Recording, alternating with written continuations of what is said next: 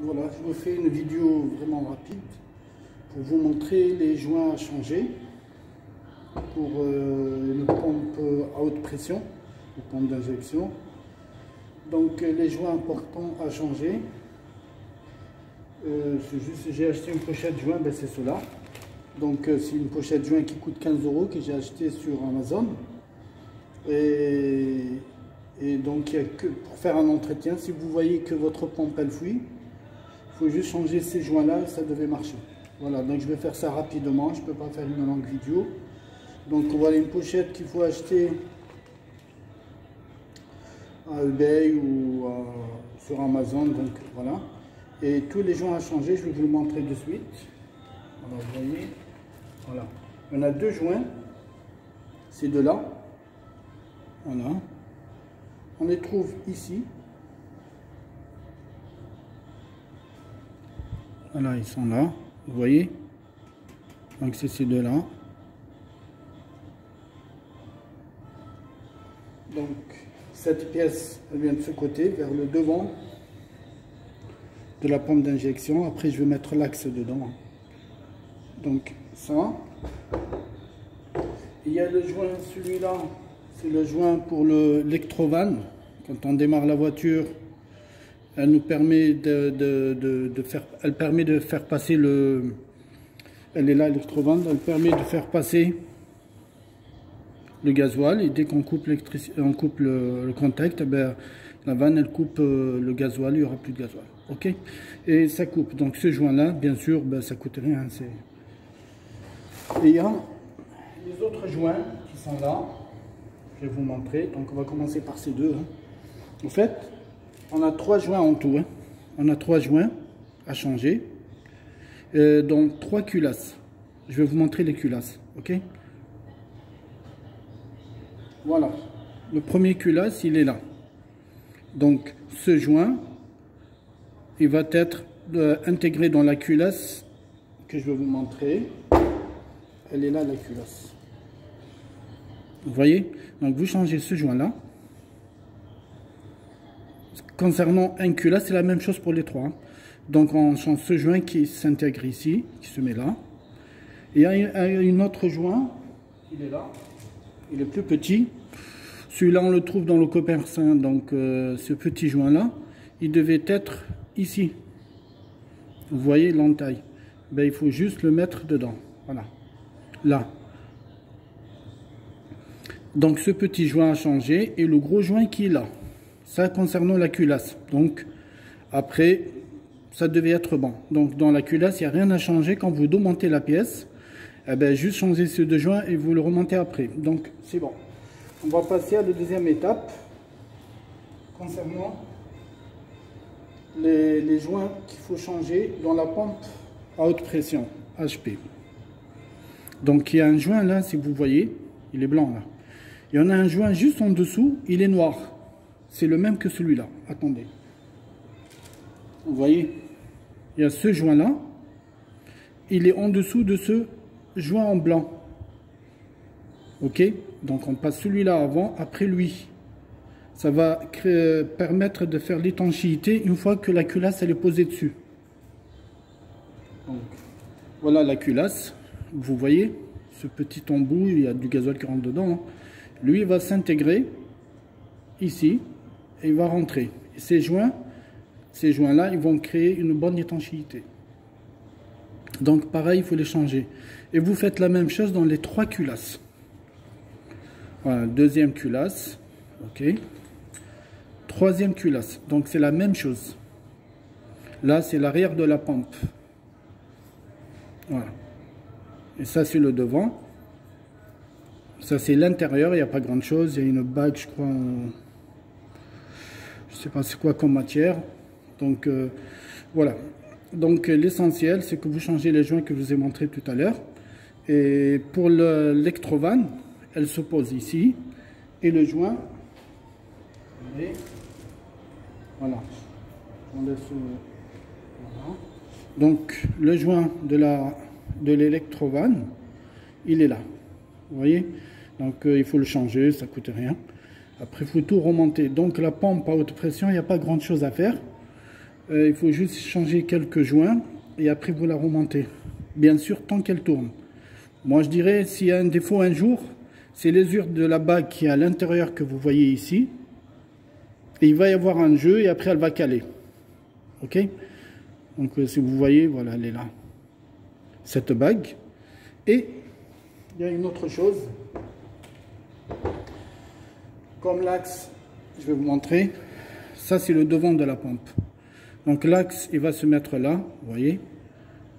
Voilà. Et après, on intègre tout à l'intérieur. Bon, il va y avoir ça qui va se mettre ici.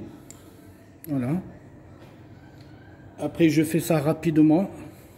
J'ai pas le temps pour vraiment prendre le temps de bien expliquer. On intègre tout dedans. Et ça, c'est le devant de la pompe, là où il y a la roue dentée. Ok? Donc, voilà. Donc, il n'y a pas grand chose à changer, comme je l'ai déjà dit. Ça, c'est l'axe. Donc, oui, voilà. Donc, la bague que je vous ai montré tout à l'heure. Désolé. Voilà, donc elle devait être là. Vous voyez? Voilà, elle est là. Elle rentre, l'axe rentre ici. Vous voyez? Donc s'il y a un défaut un jour, que ça fait bruit ou qu'il n'y aura plus assez de pression, ou que, normalement si ça... Par sécurité, à mon avis, les fabricants ne sont pas si cons. Donc, la pression, elle baisse direct. Voilà. Et là, la voiture, ou elle perd de la puissance, ou elle s'arrête complètement. Donc, il y a une bague qui est à l'intérieur, que vous voyez. C'est la seule qui peut être usée. Et la deuxième, c'est un joint torique. Il est là, vous le voyez. Qu'est-ce que ça veut dire torique? Ça veut dire quand on a l'axe qui rentre dedans, il fait une rotation en gardant l'étanchéité à la fois, parce que le gasoil il est juste derrière. Donc ce joint là que vous voyez aussi, normalement je devais le changer, hein. Mais bon, j'ai pas le temps pour le faire, il n'y a pas pourquoi changer, ça marche pour le moment. Donc ce joint là qui est torique, il faut l'enlever, il faut le changer. Donc s'il y a une fuite de gasoil, il faut bien localiser d'où ça vient exactement, si ça vient des culasses que je vous ai montré tout à l'heure, ou ça vient de ce joint torique. Normalement, que ces deux qu'on peut avoir des fuites là-dessus. C'est tout. Donc, et après, l'entretien, ça coûte rien. Hein, c'est juste, il faut avoir de la patience pour l'enlever. Par contre, une remarque, pour enlever la pompe d'injection de sa place, vous êtes obligé d'avoir une arrache, donc pour pousser l'axe. Et donc, 3 boulons avec une arrache et une vis juste au milieu qui va pousser l'axe et va faire sortir la pompe complètement de sa place. Et la roue dentée, elle reste en place. Donc ça c'est pour Renault. Je suis désolé, je n'ai pas précisé pour quelle voiture. Donc ça, c'est une pompe à haute pression pour Renault Espace. Renault Espace 3, phase 2. Ok, donc c'est un DCI. C'est normal, le TD. C'est des pompes injection, c'est pas une pompe à haute pression. Pompe injection, ça veut dire que c'est la pompe qui gère le débit pour les 4 injecteurs. Et la pompe à haute pression, son rôle, c'est d'envoyer du gasoil à haute pression dans la rampe. Et après, il y a le gasoil, la rampe, elle disperse le gasoil pour chaque injecteur. Et chaque injecteur, il a une électrovanne qui est gérée par le calculateur. C'est ce qu'on appelle un temps d'allumage. C'est elle qui gère le temps d'ouverture de l'électrovanne, de tous les électrovannes des injecteurs. Elle va donner un temps, c'est ce qu'on appelle 1, 3, 4, 2. C'est-à-dire premier cylindre, troisième, après quatrième cylindre, après... excusez-moi, 1, le premier cylindre, après le troisième cylindre, après le quatrième, après le deuxième. Donc c'est un temps d'allumage qui va être géré par la pompe d'injection qui donnera l'ordre pour activer les électrovannes qui sont sur les injecteurs. Donc c'est pourquoi on appelle une pompe à haute pression. Donc son rôle, c'est monter la pression dans la rampe d'injection. Et après, une fois qu'on a une pression haute, donc elle va être coincée, cette pression de gasoil va être coincée au niveau des têtes des injecteurs. Et après, c'est l'électrovanne, ils vont être gérés par le calculateur et ça va donner une dose pendant un temps bien déterminé. Ok ? Contrairement à la pompe d'injection. Pompe d'injection, c'est elle qui donne les 4 temps pour les 4 cylindres. Donc elle donne 1, 3, 4, 2. Et la pompe à haute pression, elle envoie que de la pression et après c'est le calculateur qui gère. J'espère que j'ai bien expliqué. Donc voilà une vidéo en bref, je vais vous montrer quelques accessoires. Voilà.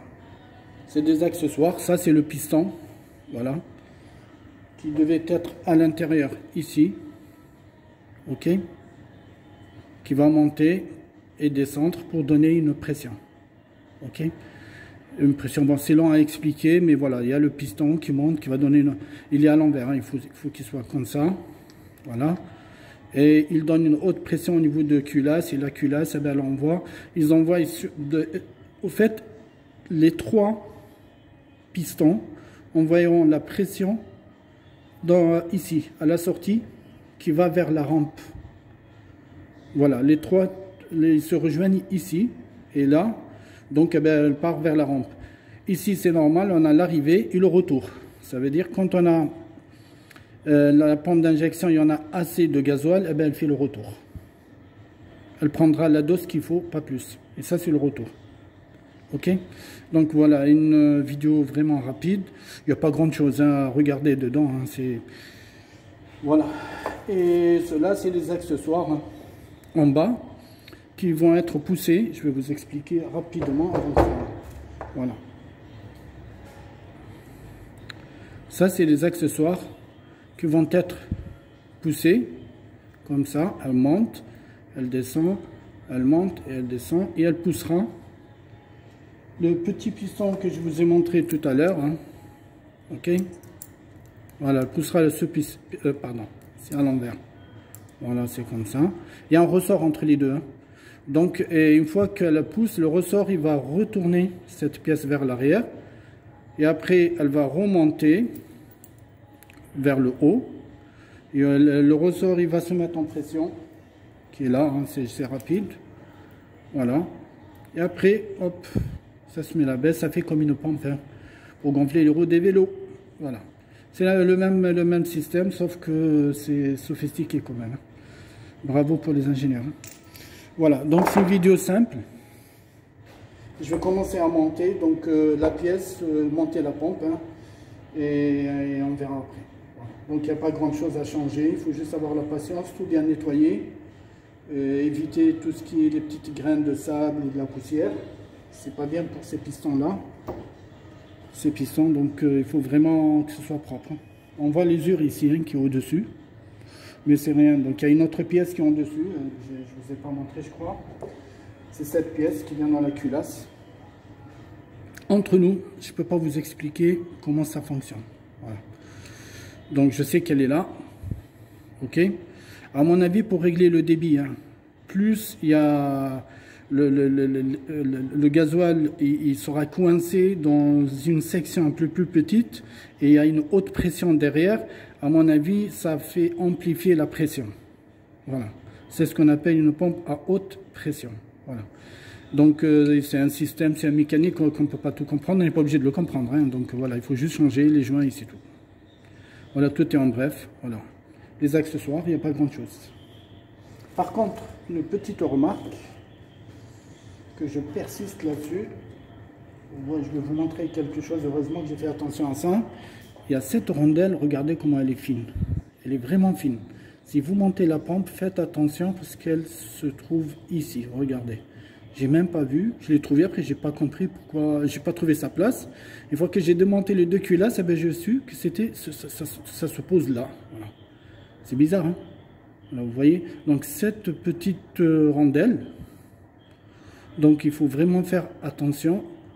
Si vous la perdez, sinon il y aura quelque chose qui ne va pas marcher. Je ne peux pas vous expliquer c'est laquelle.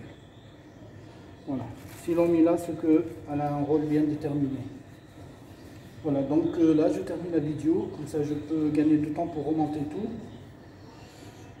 Et voilà. Merci.